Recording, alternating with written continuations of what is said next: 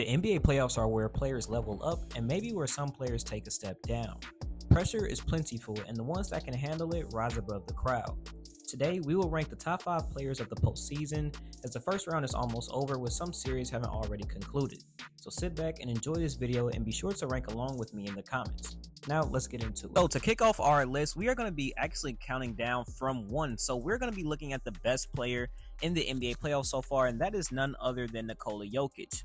Nikola Jokic has picked up right where he left off last year in terms of absolutely dominating the NBA playoffs and his competition. His numbers are looking like 28 points per game, 16 rebounds, and 10 assists per game, which are, needless to say, 1 of 1. And I mean that in the literal phrase. No one else has really ever put up averages like this, especially in the NBA playoffs. To put it simply, Nikola Jokic is putting up numbers as if he was the best scorer in the league, the best rebounder in the league, and the best assist man in the league, all in one player. Every game versus the Lakers that he played was very good even for his standards, and he finished this series in a relatively quick 5 games and still looks like the best player in the association, and this might have just been a warm-up round for Nikola. For some more in-depth analysis on Jokic, Jokic is top 10 in points in the playoffs, he's first in rebounding, top 3 in offensive rebounding, he's first in assists per game, first in triple-doubles, and he's first in double-doubles as well. All in all, I think that this Nikola Jokic series was very good, as obviously his stats and numbers, and he was doing this in winner effort show, but I think he even has another level to go up in, which is scary for the Minnesota Timberwolves and the rest of the NBA landscape as a whole. At the number 2 spot is someone that we are accustomed to rising in the playoffs by this point, and that is none other than Anthony Edwards from the Minnesota Timberwolves. Edwards has been a budding superstar for a couple years now, but this year feels like he's really arrived on the scene, being a real threat to actually win the NBA championship this year. Edwards was the best player in one of the more unpredictable series sweeps of the last couple of years. He was also this best player in a series that featured a legend like Kevin Durant and stars and superstar players like Devin Booker, Bradley Beal, and Karl Anthony Towns. Anthony Edwards averaged 31 points, 8 rebounds, and 6 assists per game in this series. He shot 50% from the field and 40% from the 3, as well as 84% from the line, so he was efficient from all areas of the floor. Not to mention, his numbers are all up across the board from the regular season, which is what we maybe expect from him now. While Ant's numbers are not anything we've never seen before, his numbers were very impactful. In Game 1, he single-handedly took over the game en route to a win, and he did the same thing in Games 3 and 4 in Phoenix and in Minnesota. His really only off game was in Game 2, but he still competed on defense as he always does, and he's making some playmaking leaps in this series as the Phoenix Suns tried to get the ball out of his hands, and when they played him in single coverage, he fried him almost every time.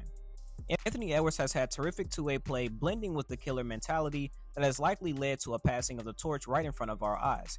You couldn't ask for a better first-round series from Anthony Edwards in the grand scheme of things.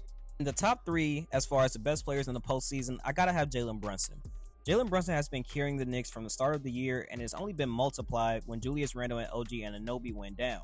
In the playoffs, he has been the literal engine for a team who should be out of the first round, but is still up 3-2 versus a very good Philadelphia 76ers team that has 2 superstars in their organization. Brunson is averaging 34 points, 8 assists, and 5 rebounds per game in the playoffs. His 34 points leads the entire playoffs in points per game, and this is the most assists he's averaged in the playoffs and up from his regular season averages as well. Though his first 2 games were tough, he still did win those games and came up with some big shots. However, in his last 3 games, he's been more efficient and has averaged 42 points and 10 assists. Brunson and the Knicks will most likely close out this series, as blowing a 3-1 lead is unlikely in the grand scheme of the NBA history, and Brunson will have been responsible for a majority of the Knicks' success. A prime example of him being responsible for the Knicks' success is Game 3. The Knicks scored 97 points in total, and Brunson had 47 points, leaving only 50 for his team. He also had 10 assists in this game, so he at least accounted for 67 out of the 97 points in a playoff win on the road, where all eyes and defensive attention was focused on him. He's had a great playoff so far. The number 4 spot is Tyrese Maxey. Tyrese Maxey's potential was always there, and we could see it even when Harden was still in Philly.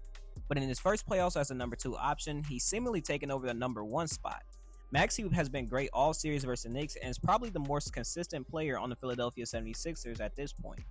Maxey has averaged 32 points, 7 assists, and 5 rebounds on a 62% true shooting percentage for this series. His 32 points are second in the NBA playoffs only to Jalen Brunson, and he's also top 10 in assists, so not much more you can ask for offensively from your star starting point guard. I think Maxey also put on the best performance of the NBA playoffs, arguably, with his Game 5 performance in New York, which displayed a beautiful game all night, but he hit the biggest shots of his career in these playoffs so far, and he saved his team from elimination twice in one game.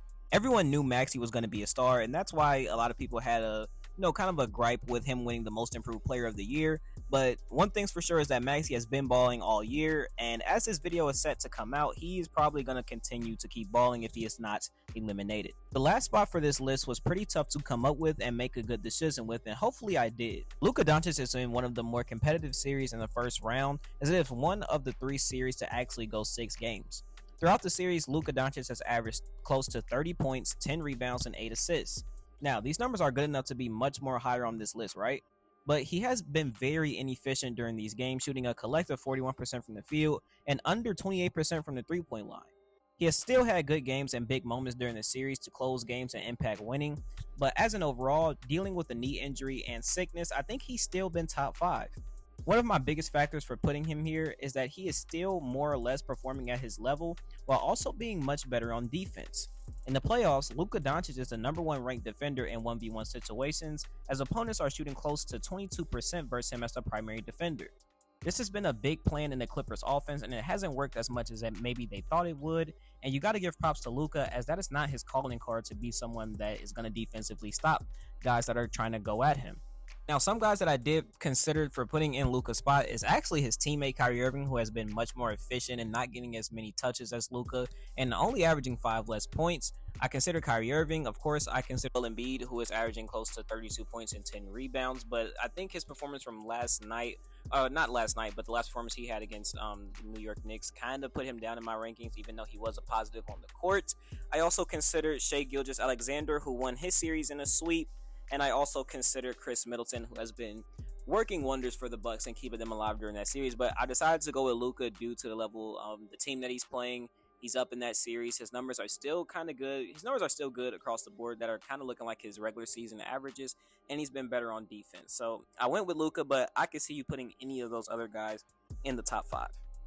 Let me know what performances you guys thought were the best from this postseason and which players you would have ranked in this top 5. It was kind of surprising to not have Tatum here or anybody from the Celtics, or I don't have anyone from the Celtics series or anyone from the Pacers series or a couple of the the Pelicans and Thunder series. And that's just because, the Celtics, they're a team and Tatum hasn't really been that good.